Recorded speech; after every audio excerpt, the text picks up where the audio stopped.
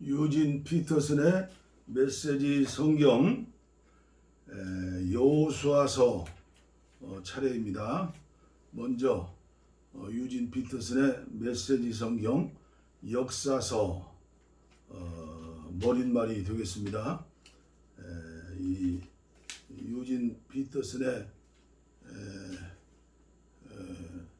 그 서론이 머릿말이에요. 그래서 처음 머릿말은 역사서고 그 다음에 여호수아서에 대한 머릿말이 나오죠. 역사서에 대해서 먼저 유진 피터슨의 글을 소개해 올리겠습니다. 굉장히 전체를 보는 눈을 열어주는 귀한 말씀입니다.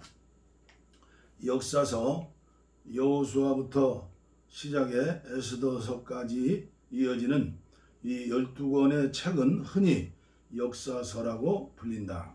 그러나 그 사이에 일어난 일들을 기록한 역사라고만 할 수 없는 것이, 이는 무엇보다 사람이 하나님을 만나고 경험하는 일에 주목하는 역사이기 때문이다. 히브리 백성은 그들 내면과 주위에서 일어나는 일을 주시하고 거기에서 전력으로 뛰어든 이들이었다. 그것은 하나님이 이 세상 안에, 또 그들의 공동체 안에, 그리고 그들 안에 살아 역사하시는 분이라는 것을 그들의 믿음 때문이었다. 하나님이 우리 하나님이십니다. 그분께서 우리 조상을 에집트의 종살이에서 이끌어내셨습니다. 그분은 그 모든 위대한 기적을 우리가 보는 앞에서 행하셨습니다. 우리가 수없이 많은 길을 지나고 여러 나라를 통과하는 동안 그분은 한순간도 우리에게서 눈을 떼지 않으셨습니다. 바로 우리를 위해 그분은 모든 민족, 그 이 땅에 살던 아모리 사람과 모든 사람을 쫓아내셨습니다. 우리도 함께 하겠습니다. 우리도 하나님을 예배하겠습니다. 그분만이 우리의 하나님이십니다. 여호수아 24장 17절로 18절. 그들은 살아계신 하나님을 떠나서는 인생과 세상을 논할 수 없으며 아무리 특별하고 신비한 체험이라도 일식이나 염소 간에 생긴 반점이나 땅 틈에 올라오는 증기 소리 같은 것들도 이야기의 중심이 될 수 없다고 여겼습니다. 하나님은 천문학적, 생리학적, 심리학적 현상으로 축소될 수 있는 분이 아닙니다. 하나님은 살아계셔서 언제 어디서나 그분의 뜻을 이루시는 분, 사람을 불러 일을 맡기시고 믿음과 순종을 일깨우시고 예배 공동체를 일구어내시고 자신의 사랑과 자비를 나타내시며 죄를 심판하시는 분이셨다. 그런데 그분은 이 모든 일을 막연한 일반을 향해서가 아니라 특정한 시간에 특정한 장소에서 특정한 이름을 가진 사람들과 더불어 곧 역사 속에서 행하셨다.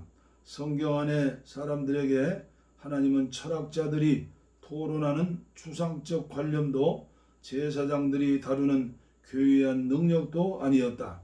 창조의 일부가 아닌 하나님은 사람의 연구 대상, 관찰 대상, 관리 대상이 될 수 없는 존재이시다. 아울러 하나님은 인격체이시다. 즉 이 시공간 안에서 우리가 섬기거나 반영할 수도, 믿거나 거부할 수도, 사랑하거나 미워할 수도 있는 존재이시다. 이 책들이 우리를 무수한 날짜와 사건과 인물과 상황들, 그 역사 속에 빠뜨리는 이유도 거기에 있다. 하나님은 우리의 일상을 이루는 평범하고 비상한 사건들 속에서 우리를 만나신다.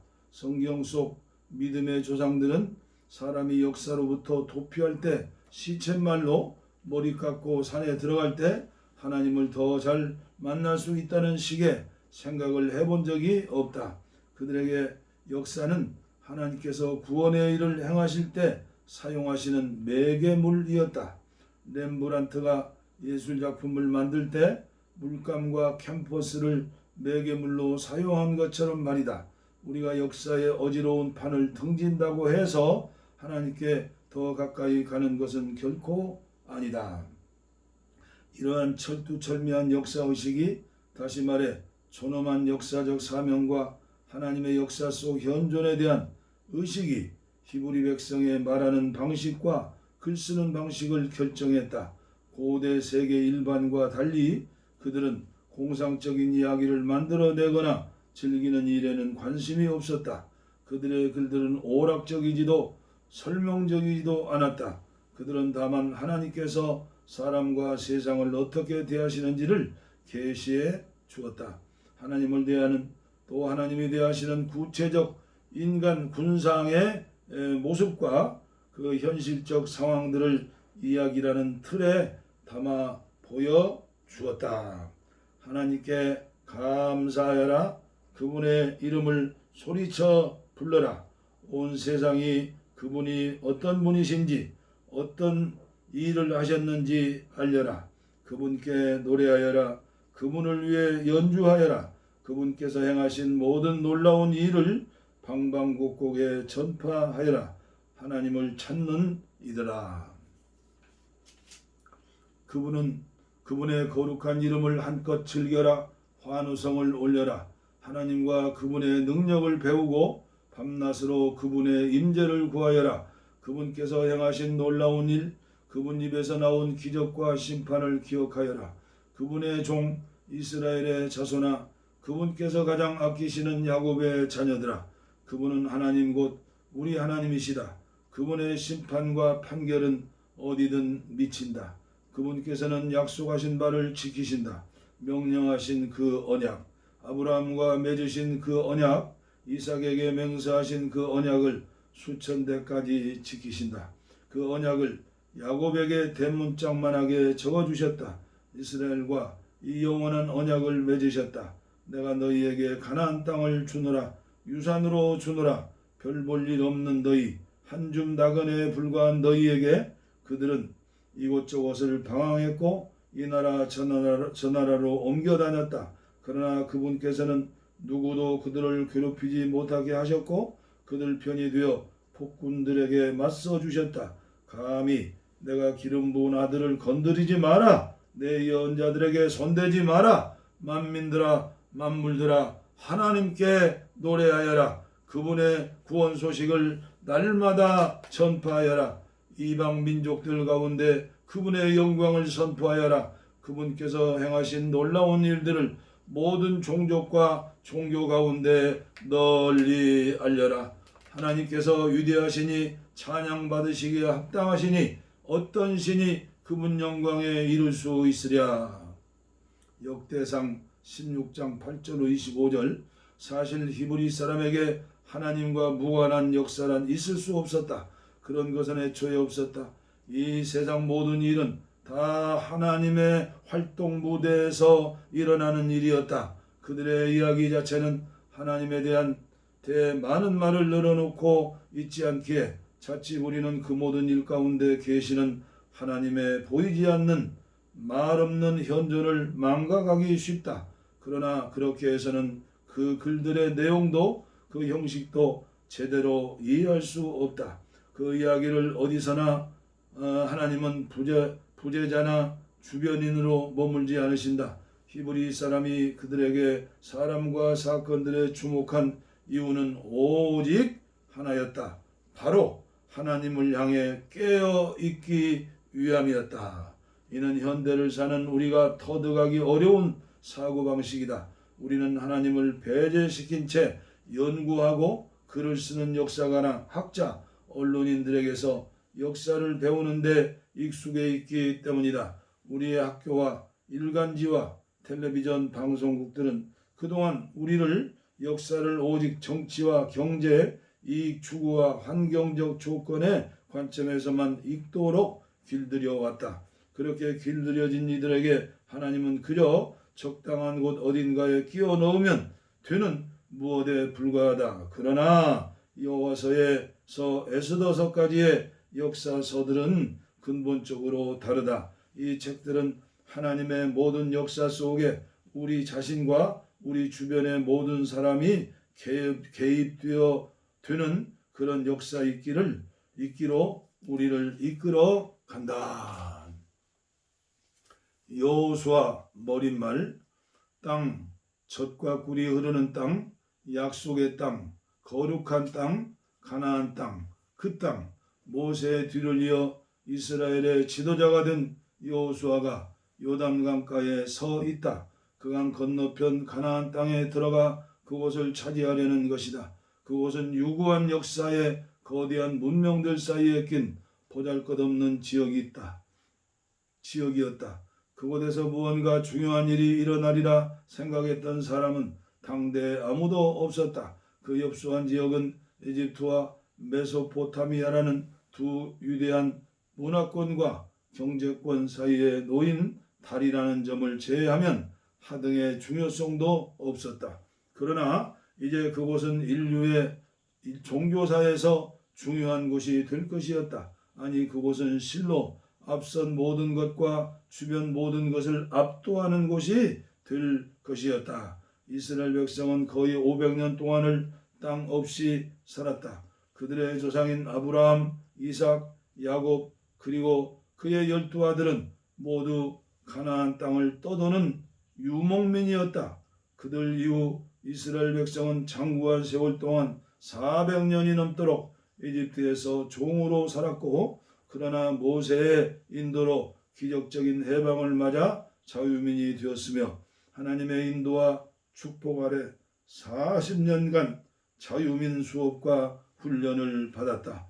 여호수아서를 열 때 우리가 만나는 그날 요단에 진친 그 무리는 천년의 절반에 가까운 시간을 종으로 살아온 사람들이었다.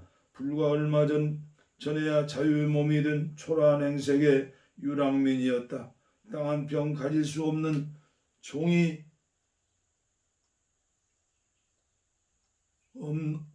없는 종이 땅을 소유한 자유민이 되는 일은 실로 엄청난 변화였다. 그런 변화를 이끌며 여호수아는 그 땅을 정복했고 1장에서 12장까지 그 땅을 12지파에게 분배했으며 13장부터 22장까지 그 백성을 그 땅을 선물로 주신 하나님과 묶어주는 엄숙한 언약, 증거의식으로 대장정을 마무리했다. 23장과 24장 그들은 오직 하나님만 예배하는 백성이 되겠다고 서약했다. 여호수아서를 신성한 이야기로 받아들이는 데 있어 현대 독자 여러분에게 가장 큰 걸림돌은 이른바 거룩한 전쟁이라고 불리는 군사 행동이다. 내가 거룩한 저주라고 번역한 그것은 정복한 성읍의 주민을 모조리 죽이고 짐승이든 물건이든 그 안에 모든 것을 완전히 파괴해버리는 행위를 말한다. 대학살, 대대적인 파괴 행위. 이 책에서도 하나도 살려두어서는 안 된다는 말이 후렴구처럼 반복해서 등장한다. 흔히 우리는 지금 우리 시대의 시각에 입각에 어찌 이렇게 잔혹할 수가 라고 말한다.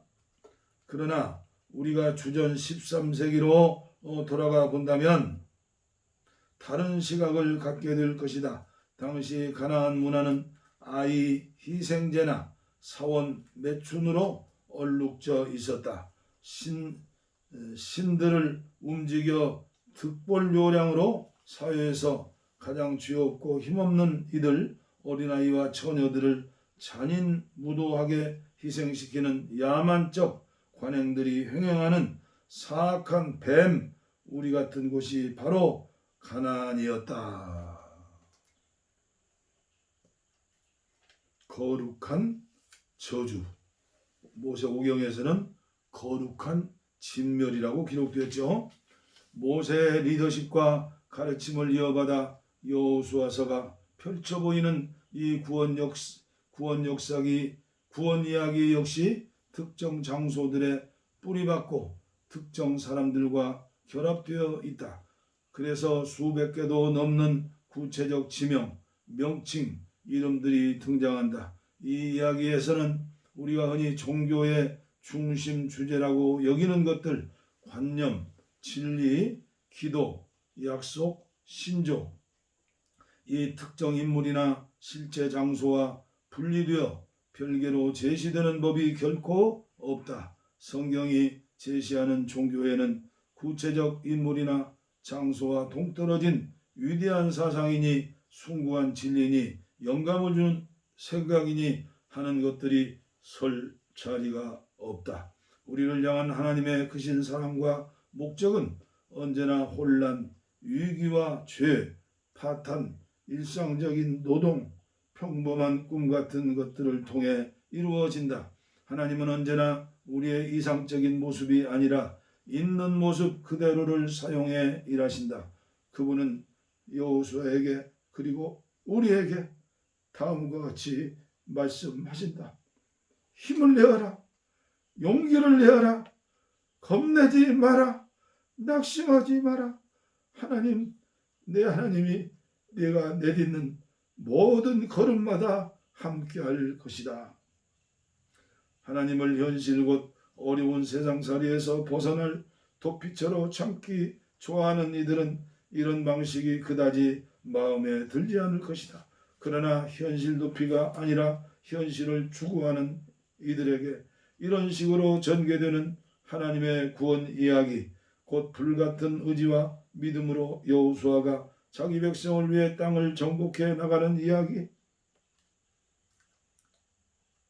비상하리만치 신중하게 모든 지파와 집안들의 이름을 하나하나 불러가며 그들에게 제 몫을 할당해주는 이야기는 실로 좋은 소식이다. 여호수아서는 현실에 뿌리 박은 삶을 위한 확고한 토대가 되어주는 책이다. 얼마나 눈물 나는 감동적인 메시지입니까? 이제 여호수아서 봉독에 올리겠습니다. 1장. 하나님의 종 모세가 죽은 뒤에 하나님께서 모세를 보좌하던 여호수아에게 말씀하셨다. 내 종 모세가 죽었으니 가거라. 너는 모든 백성과 함께 이 요단강을 건너 내가 이스라엘 백성에게 주려는 땅으로 가거라. 모세에게 약속한 대로 내가 너희 발로 밟는 땅을 한 구석도 빠짐없이 너희에게 모두 주겠다. 광야와 이 레바논에서부터 동쪽으로 큰 강 유프라테스에 이르는 햇사람의 온 땅과 서쪽으로 큰 바다까지 모두 너희의 것이다. 내 백성에 너를 당해낼 자가 아무도 없을 것이다.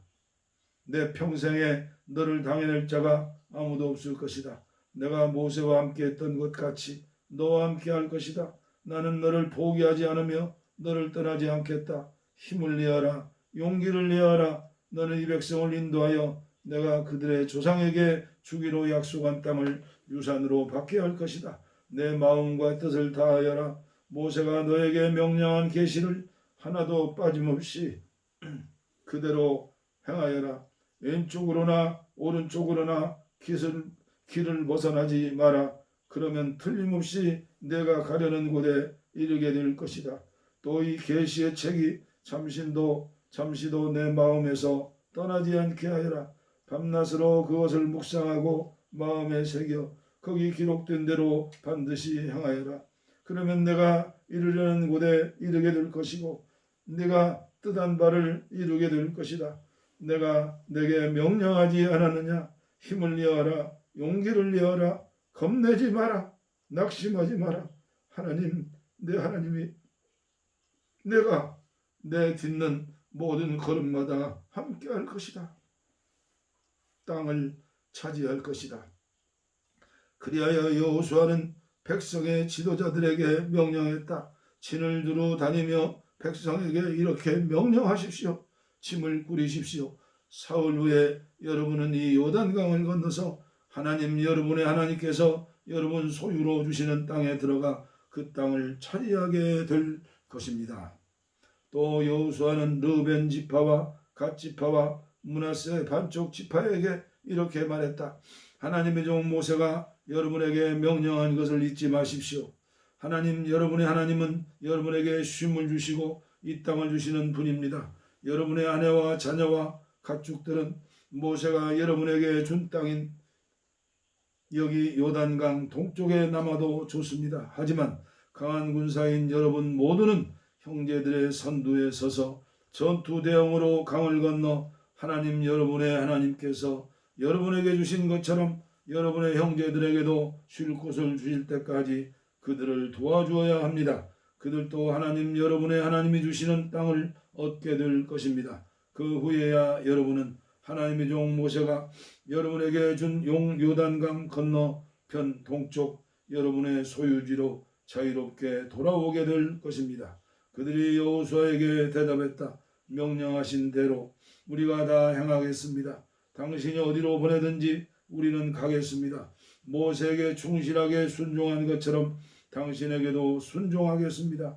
오직 하나님 당신의 하나님께서 모세와 함께 계셨던 것처럼 당신과 함께 계시기를 빕니다.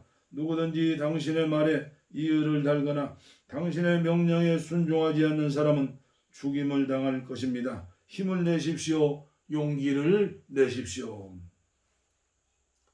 여호수아 2장 라합. 눈의 아들 여호수아가 시딤에서 정탐꾼 두 사람을 몰래 보내어 말했다. 가서 그 땅을 둘러보고 여리고를 잘 살펴보시오. 그들이 길을 떠나 라합이라는 장녀의 집에 이르러 그곳에서 묵었다. 그리고 여리고 왕에게 보고가 들어갔다. 지금 막 들어온 소식입니다. 이 땅을 정탐하려고 이 밤에 사람들이 들어왔습니다. 이스라엘 백성 가운데에서 왔다고 합니다. 여리고 왕이 라합에게 전가를 보냈다. 너희 집에 묵으려고 온 사람들을 내놓아라. 그들은 정탐꾼이다. 이 온 땅을 정탐하러 온 자들이다. 그러나 그 여인은 두 사람을 데려다가 숨겨두고 이렇게 말했다. 맞습니다. 두 사람 저에게 오기는 했지만 저는 그들이 어디서 왔는지를 몰랐습니다. 어두워져서 성문이 닫힐 무렵에 그 자들이 떠났는데 어디로 갔는지를 모르겠습니다. 서두르십시오. 쫓아가면 잡을 수 있을 것입니다. 그러나 그때는 라합이 두 사람을 지붕으로 데리고 올라가 지붕 위에 널어놓은 아마단 밑에 숨겨둔 뒤였다. 그들을 뒤쫓던 사람들은 요단길을 따라 여울목 쪽으로 향했다. 그들이 나가자마자 성문이 닫혔다. 그 밤에 정탐꾼들이 잠자리에 들기 전 라합이 지붕 위에 있는 그들에게 올라가서 말했다. 나는 하나님께서 당신들에게 이 땅을 주신 것을 압니다. 우리 모두가 두려워 떨고 있고 이 땅의 모든 사람이 절망에 빠져 있습니다. 당신들이 에집트를 떠날 때 하나님께서 당신들 앞에서 어떻게 홍해물을 마르게 하셨는지 당신들이 거룩한 저주 아래 두어 멸망시킨 요단 동쪽 아모리 사람의 두 왕 시온과 옥에게 그분께서 어떻게 행하셨는지 우리가 들었습니다. 그 말을 듣고서 다들 가슴이 철렁 내려앉아 숨이 멎는 줄 알았습니다. 모두가 당신들 때문입니다. 당신들과 위로 하늘의 하나님이시며 아래로 땅의 하나님이신 하나님 당신들의 하나님 때문입니다. 이제 하나님의 이름으로 나에게 약속해 주십시오. 내가 당신들에게 자비를 베풀었으니 당신들도 우리 집에 자비를 베풀어 주십시오. 내 부모와 형제들을 비롯해서 우리 집과 관계된 사람들을 모두 살려주겠다는 보증으로 눈에 보이는 증거물을 주십시오. 우리 목숨을 죽음에서 건져 주십시오. 우리가 목숨을 걸고 당신들을 지키겠소. 그 사람들이 말했다. 다만 이 일에 아무에게도 말하지 마시오. 그러면 하나님께서 이 땅을 우리에게 넘겨주실 때 우리가 신을 지키고 자비를 베풀어 당신들에게 도리를 다할 것이요. 라합의 집이 바깥쪽 성벽 위에 있었으므로 라합은 그들을 창문에서 줄로 달아 내렸다. 그리고 그들에게 말했다. 뒤쫓는 사람들의 눈에 띄지 않도록 산으로 달아나세요. 사흘 동안 숨어 있으면 뒤쫓던 사람들이 돌아갈 것입니다. 그때 길을 떠나십시오.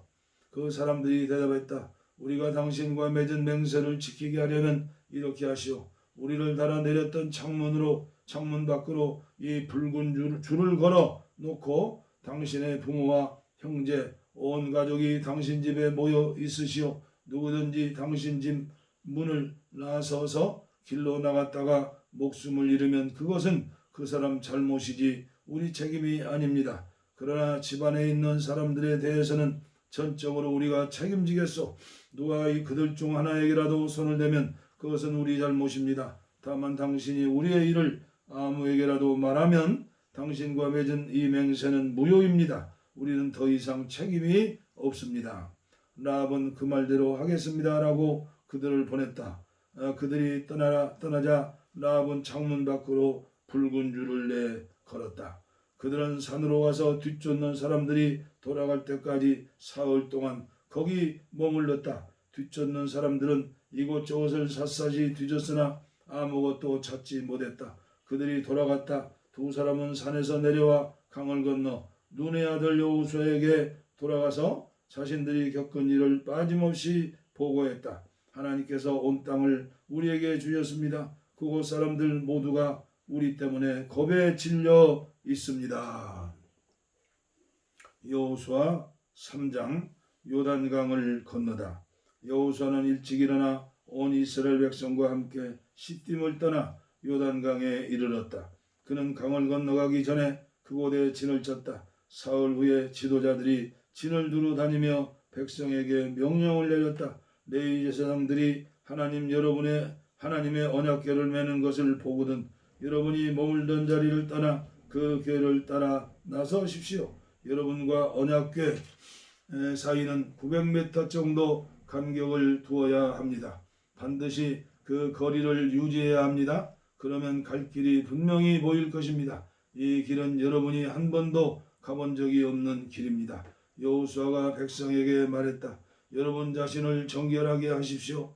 내일 하나님께서 여러분 가운데서 놀라운 기적을 행하실 것입니다. 여호수아가 제사장들에게 지시했다. 언약궤를 메고 백성보다 앞서 가십시오. 그래서 제사장들은 언약궤를 메고 백성들보다 앞서 나아갔다. 하나님께서 여호수아에게 말씀하셨다. 바로 오늘부터 내가 온 이스라엘이 보는 앞에서 너를 높일 것이다. 내가 모세와 함께 있었던 것처럼 너와 함께 있다는 것을 그들이 보게 될 것이다. 너는 언약궤를 맨 제사장들에게 요단강 물가에 이르거든 거기 강둑에 서 있으라고 명령하여라. 여호수아는 이스라엘 백성에게 말했다. 주목하십시오. 하나님 여러분의 하나님께서 하시는 말씀을 들으십시오. 하나님께서 여러분 가운데 살아계심을 여러분이 이제 알게 될 것입니다. 그분께서 가나안 사람, 헷 사람, 히 사람, 브리스 사람, 기르가스 사람, 아모리 사람, 여부수 사람을 여러분 앞에서 완전히 쫓아내실 것입니다. 여러분 앞에 있는 것을 보십시오. 언약궤입니다. 생각해 보십시오. 온 땅의 주께서 여러분이 보는 앞에서 요단강을 건너실 것입니다. 이제 이스라엘 지파 중에서 지파별로 한 명씩 12사람을 뽑으십시오. 온 땅의 주이신 하나님의 언약궤를 맨 제사장들의 발이 요단강 물에 닿는 순간 흘러내리던 물이 멈출 것입니다. 위에서부터 흘러내리던 물이 가득 고일 것입니다. 정말 그대로 되었다. 언약궤를 맨 제사장들이 앞장선 가운데 백성은 요단강을 건너기 위해 장막을 떠났다. 제사장들이 요단강에 이르러 그 발이 물가에 닿자 요단강은 추수철이면 내내 강둑에 물이 넘쳤다. 흘러내리던 물이 멈췄다. 멀리 사르단 근처에 아담의 물이 고인 것이다. 물이 가득 고인 것이다. 저만치 아라바 바다 소금 바다까지 강이 말랐다. 그래서 백성은 여리고 쪽으로 건너갔다. 온 이스라엘이 마른 땅을 밟고 요단강을 건너는 동안 언약궤를 맨 제사장들은 강 한가운데 마른 땅을 굳게 딛고 서 있었다. 마침내 온 이스라엘 민족이 발 하나 젖지 않은 채 요단강을 건넜다. 여호수아 4장. 마침내 온 백성이 강을 건너자 하나님께서 여호수아에게 말씀하셨다. 백성 중에서 지파별로 한 명씩 12사람을 뽑아 그들에게 바로 여기 제사장들의 발이 굳게 섰던 요단강 한가운데서 12 돌 12개를 취하십시오. 그 돌들을 가져다가 오늘 밤 여러분이 진을 칠 곳에 두십시오 하고 말하여라. 여호수아는 자신이 이스라엘 백성 중에서 지파별로 한 명씩 뽑은 12사람을 불러 지시했다. 요단강 한가운데로 가서 하나님 여러분의 하나님의 언약궤 앞에 서십시오. 각자 돌 하나씩 들어 어깨에 메십시오. 이스라엘 백성 각 지파마다 돌 하나씩입니다. 그 돌들은 훗날 이 일에 대한 기념물이 될 것입니다. 여러분의 자손이 이 돌들은 무엇입니까? 하고 묻거든 여러분은 하나님의 언약궤가 요단강을 건널 때 강물이 그 궤 앞에서 멈췄다. 궤가 다 건널 때까지 줄곧 멈춰 있었다. 이 돌들은 이스라엘 백성을 위한 영원한 기념물이다 라고 말해 주십시오. 이스라엘 백성은 여호수아가 명령한 대로 행했다. 요단강 한가운데에서 돌 12개를 하나님께서 여호수아에게 지시한 대로 12지파가 돌 하나씩을 취하여 그것을 메고 진으로 돌아와 진 안에 두었다. 여호수아는 언약궤를 맨 제사장들이 서 있던 요단강 한가운데 서서 가져온 12돌을 세웠다. 그 돌들은 오늘까지 그곳에 있다. 언약궤를 맨 제사장들은 하나님께서 여호수아에게 지시하여 백성에게 행하게 한 일이 다 이루어질 때까지 이로써 일찍이 모세가 여호수아에게 지시한 일이 이루어졌다. 계속해서 요단강 한가운데 서 있었다. 백성은 한 사람도 망설이지 않고 모두가 강을 건넜다. 강을 다 건너고 나서 온 백성은 언약궤와 제사장들이 건너는 모습을 지켜보았다. 루벤 지파와 갓 지파와 므낫세 반쪽 지파는 모세가 지시한 대로 이스라엘 백성 앞에서 전투 대응으로 건너갔다. 모두 약 4만 명의 무장한 군사들이 전투 태세를 갖추고 하나님 앞에서 여리고 평지로 건너갔다.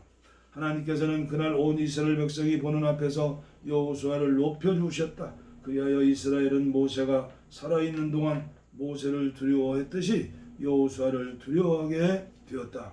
하나님께서 여호수아에게 말씀하셨다. 증거궤를 맨 제사장들에게 명령하여 요단강에서 올라오게 하여라. 여호수아는 제사장들에게 요단강에서 올라오십시오 하고 명령했다. 제사장들이 그대로 행했다. 그들은 하나님의 언약궤를 메고 요단강 한가운데로 올라왔다. 제사장들의 발이 마른 땅에 닿자마자 요단강 물이 전처럼 두간으로 다시 흐르기 시작했다.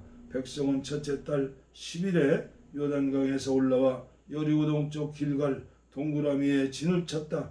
여호수아는 요단강에서 가져온 돌 12개를 길갈에 기념물로 세웠다. 그리고 나서 이스라엘 백성에게 말했다. 훗날 여러분의 자손이 그 아버지에게 이 돌들은 대체 무엇입니까? 하고 묻거든 여러분 이스라엘이 마른 땅을 밟고 이 요단강을 건넜다라고 말해 주십시오. 그렇습니다. 하나님, 여러분의 하나님께서 여러분이 강을 다 건널 때까지 요단강 물을 마르게 하셨습니다. 전에 하나님, 여러분의 하나님께서 우리가 홍해를 다 건널 때까지 우리 앞에서 홍해를 마르게 하셨던 것처럼 말입니다. 그렇게 하신 것은 땅의 모든 사람이 하나님의 구원하시는 손이 얼마나 강한지 알도록 하고 여러분이 항상 하나님을 경외하도록 하려는 것입니다. 아멘. 할렐루야. 여호수아 5장 이스라엘 백성이 강을 다 건널 때까지 하나님께서 그들 앞에서 요단강을 멈추게 하셨다는 소식을 듣고 요단강 서쪽의 모든 아모리 사람들의 왕들과 바닷가 가나안 사람의 왕들의 마음이 무너져 내렸다. 이스라엘 백성을 생각만 해도 그들은 간담이 서늘해졌다. 그때 하나님께서 여호수아에게 말씀하셨다. 돌칼을 만들어 이스라엘 백성들에게 다시 할례를 행하여라. 여호수아는 돌칼을 만들어 할례산에서 이스라엘 백성에게 할례를 행했다. 여호수아가 할례를 행한 까닭은 이러하다. 에집트를 떠난 백성 가운데 남자 곧 모든 군사는 이집트를 나오는 여정 중에 광야에서 죽었다. 이집트에서 나온 사람들은 물론 다 할례를 받았으나 에집트를 떠난 뒤로 광야길에서 태어난 사람들은 할례를 받지 못했다. 사실 이스라엘 백성들은 민족 전체가 죽기까지 곧 이집트에서 나올 때 군대 징집 연령에 해당하던 남자들이 하나님의 부르심에 불순종하여 모두 죽기까지 40년 동안 광야를 헤맸다. 하나님께서는 친히 우리에게 주시겠다고 우리 조상에게 엄숙히 약속하신 그 땅, 곧 젖과 꿀이 흐르는 땅을 그들이 절대로 보지 못할 것이라고 맹세하셨다.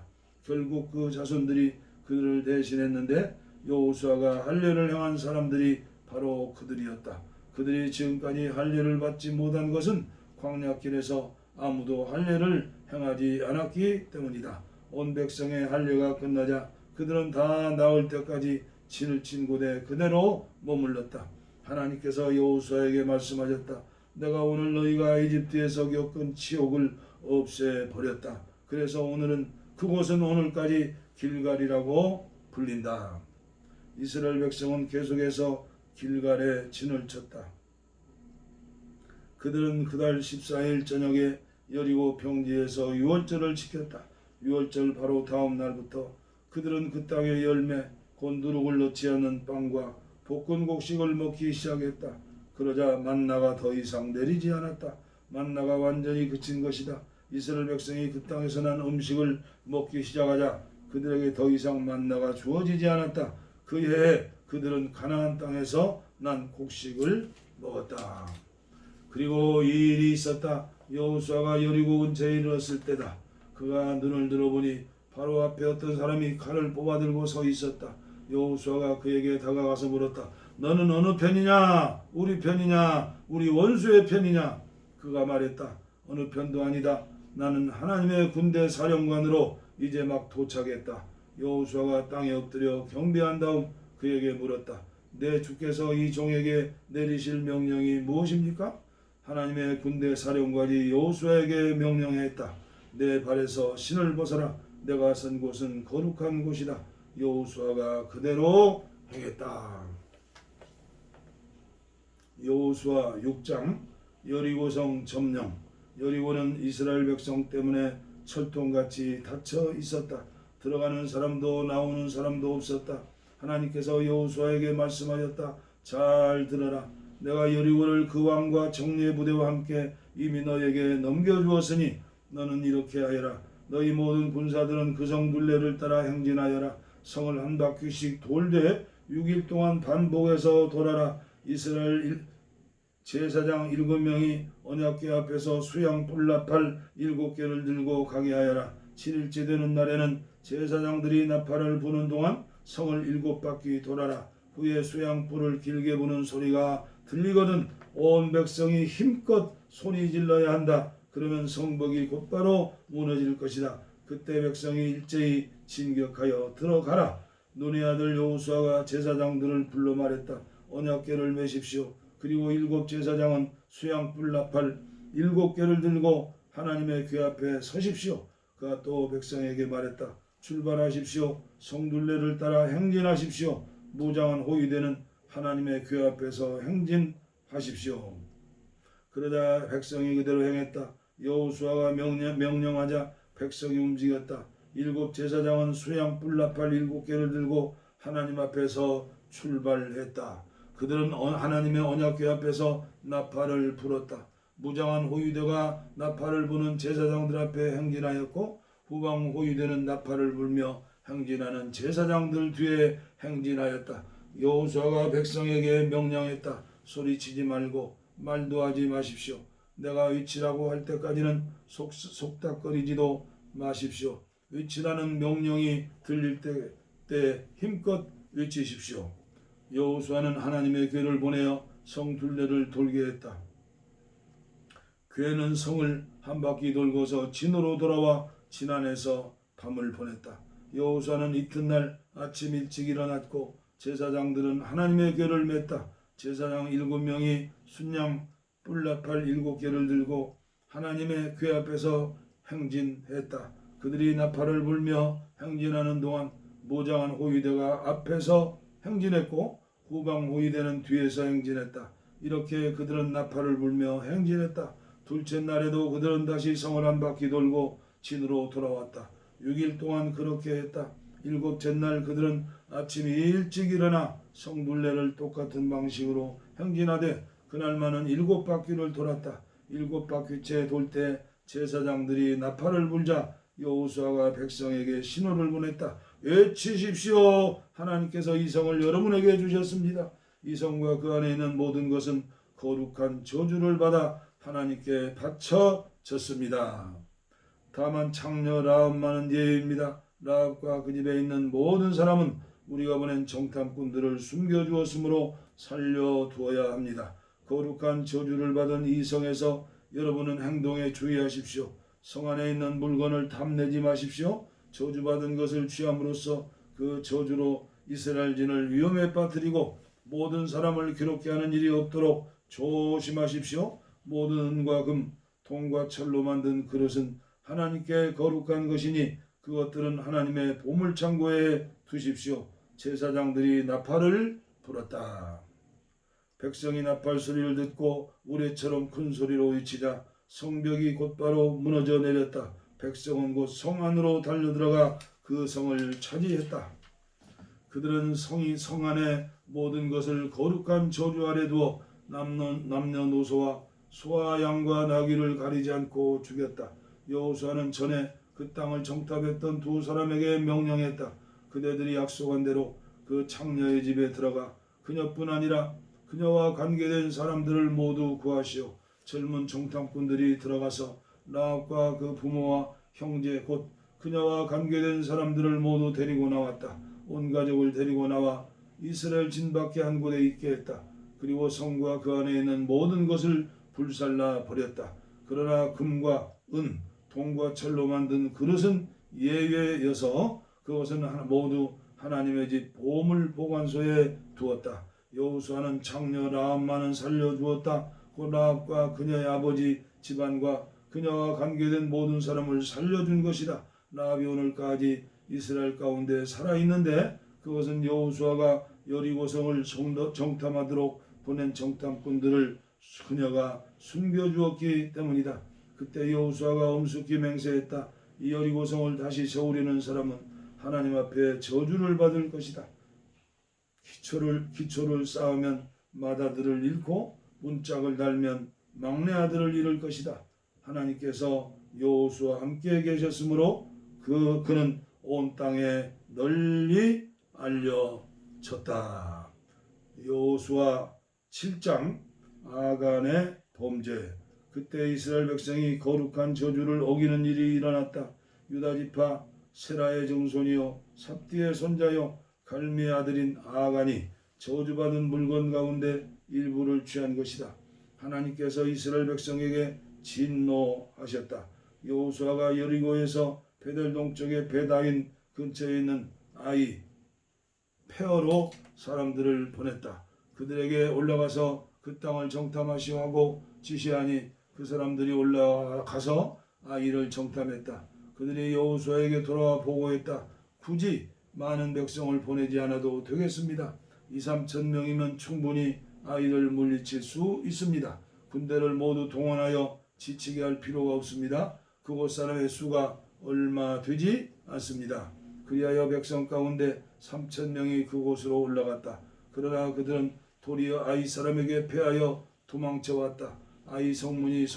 아이 사람들이 성문에서 채석장까지 또 거기서 내려막길을 따라 쫓아오면서 이스라엘 사람 36명을 죽였다. 백성은 마음이 무너져 내렸고 기운을 다 잃고 말았다.